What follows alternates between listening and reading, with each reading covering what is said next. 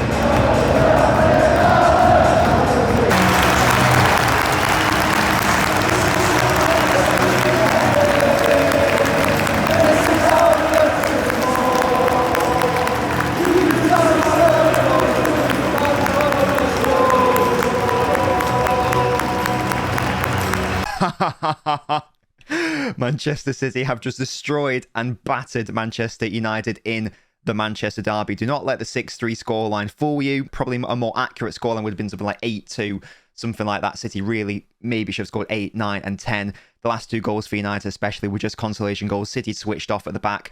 Pep made like 4 changes.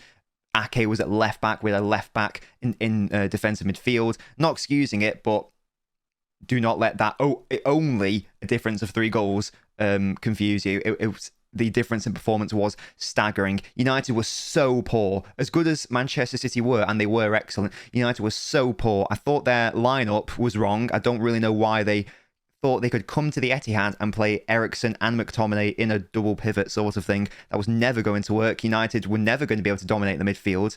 They needed someone like Casemiro to break up the play. He came on and it was too late. The game was gone by the end of the first half. City, on the other hand, were excellent. Haaland absolutely bullied United's back 4. Foden had Malacia on strings. That's why Ten Hag substituted him so early on. Grealish, I thought, was fantastic. He got a yellow card from Dalot very early on, forcing errors, forcing fouls. He was sensational. I don't think there was any City player that had a bad game, really. Akanji was outrageous. Outrageous. There was this one moment in particular where a City player made a mistake. I can't recall exactly. I think it was Walker who headed it backwards, and Rashford had the ball, and he could have been in on goal and just been one-on-one with Ederson. But Akanji just outmuscled him and shoulder charged him to the ground, I think. It was just a fantastic display by him. Akanji showing Sancho levels in terms of players that wear the number 25 shirt. Akanji was excellent. Obviously, though, man of the match has to go to Haaland. It's so harsh on Phil Foden. He scored a hat-trick, but he's still not going to get man of the match. Foden was excellent. Got those 3 goals. I don't know if certainly in the Premier League era, Man City have never scored. A Man City player's never scored a hat trick against United. It's just like London buses. You wait all that time and then 2 come at once. But yeah, Foden was really good. As I say, just bullied their left back, whether it was Shaw or Malacia, whoever it was. But it's always what a surprise. We're talking about Erling Haaland again. The 3 goals. Excellent, all different sorts of goals. One directly from a corner, showing his height, just bullying Eriksen, dunking on McTominay, the ball going over the line thanks to goal line technology. He even got 2 assists as well. He assisted Foden twice, once again demonstrating, even though I don't believe there is such thing as a tapping merchant really, obviously demonstrating he's not just a poacher and a tapping merchant. He's excellent in terms of linking up play. And he's also decent at assisting goals as well. That's his 3rd assist this season in the Premier League. And I think it's now his, is it 13, 14 goals in the Premier League alone? I'm not sure. I think it's 14 in the Premier League, 17 overall. So he's now 20 goals behind the all-time Premier League record in terms of goals in the season. And he's, quick maths, 27 goals behind the all competitions record for a player playing in the Premier League. That record is 44. Is he going to break it? Almost definitely. Yeah, Haaland, excellent. Of course he was. Bernardo Silva, excellent. Of course he was. Kevin De Bruyne. Kevin De Bruyne. What a surprise. It's De Bruyne assisting Haaland twice. It's just, obviously it is. He now has overtaken David Silva's assist record and is now level with Dennis Bergkamp. He probably will go down as the greatest midfielder to play in the Premier League if he continues playing like this for another 2-3 seasons. I think that would be fair enough to say. But yeah, City embarrassed United. I felt like United probably needed a little bit of a humbling, in fairness, a bit of a reality check. I think it's fair to say. First two games were obviously woeful. Then they had a run of 4 Prem wins in a row, and they were impressive wins against Liverpool and Arsenal. But I feel like there are a lot of United fans who were getting a little ahead of their station in terms of thinking what they could maybe achieve this season. And how good they were as a team. And the reality is that the gulf between City and United, it's just, I mean, it's here and there, and it's night and day. It's not the same at all. City are on a totally different planet to Manchester United, and they demonstrated that. In terms of ranking the away fans, they were poor. They were poor in terms of numbers. Sure, obviously that they're going to fill up the top spot. But I mean, at half time, some fans were just leaving the ground outright, just not returning at half time. But by the time United's second goal went in, there was barely any of them that left to cheer, and that was only in the 84th minute as well. I understand you're getting battered, but still, I've got to judge it as I do. So if 5 is average, I think you've got to give them like a 3, Manchester United fans, because they weren't even necessarily that loud either. I think a 3 or a 4, maybe I'll up it to a 4. But either way, it was certainly below average. They did get battered, but still, there are teams that get battered and they still sing and certainly do not vacate the premises as they did. Huge win, must-win game, not just with it being a Manchester derby. Liverpool dropping points, Spurs lost and dropped points. Arsenal obviously won, but it does mean that I think Arsenal is still just 1 point ahead of City. City are currently the only undefeated side in the Premier League now, following Arsenal's defeat of Spurs, which is lovely to see. My favourite goal today was Haaland's second. It's the pass from De Bruyne. It's absolutely world class to see it, to know exactly where the ball needs to go, to bend it round the Manchester United defenders, Varane primarily, and then also Haaland running in backstick. The way he's able to delay. Bending his knee to what's the term? Is it like, I don't even know. Anyway, but basically kicking out. It's almost like the last second he does it. He gets into the perfect position, and it's like, right, now it's time to activate the leg, and it's just a really good finish, and it's just absolutely outrageous. Obviously, it's Kevin De Bruyne to Haaland. Why wouldn't it be? Just a brilliant day. Fantastic stuff to win against Manchester United. The fact that the fans were rubbish as well is a cherry on top. And I also love that every single goal scored for Man City today was scored by a Manchester City fan. Foden with 3, Haaland with 3 as well, both City fans. You love to see it. And even Sergio Gomez, who is a City fan, which interestingly enough, he is a City fan. He even got involved in terms of the assists as well. So yeah, literally a perfect result. Not a perfect performance because they did switch off a little bit towards the end. That's how those 2 goals were able to creep in. But it's so good to see Akanji playing so well, considering he's our 5th choice. Laporte came off the bench as well. Great to see that he's now hopefully going to get some more minutes and get back to full fitness. I don't know about the Rodri situation. We do, even though City were able to cope without him today, we do need him long term for tricky opposition, actual competent opposition. We do need Rodri long term. So I'm hoping that's only a short term injury and a minor knock rather than anything long term. Because with Phillips out as well, Gundogan can do a job in that role as he did today. But against actual quality sides, we do need a better option there. But guys, I really hope you enjoyed the matchday vlog. That is the video. If you are new to the channel, then please make sure to subscribe if you enjoy football videos. If you don't like football videos, then do not subscribe because you will literally hate the channel. And also leave a comment just letting me know how bloody brilliant City are and how embarrassing United are. And also stay tuned for our podcast where myself and my Manchester United mates will be discussing the football, obviously the Manchester derby as well. Should be a good one. I'll see you guys next time.